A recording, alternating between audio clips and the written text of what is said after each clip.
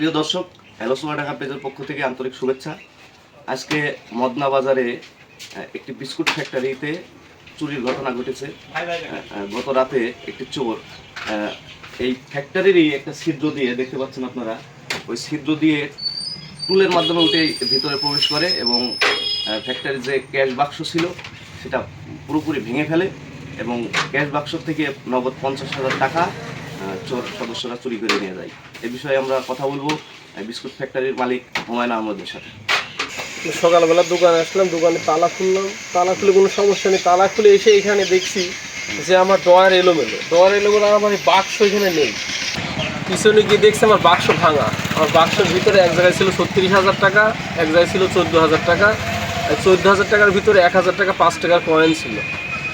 এই মোট 50,000 টাকা ওরা কোনো কিছুতে হাত দিইনি। আমার এখানে ডয়ারে 2টা মোবাইল ছিল, আমার এখানে ফোনের চার্জারটা, অনেক কিছুই আছে।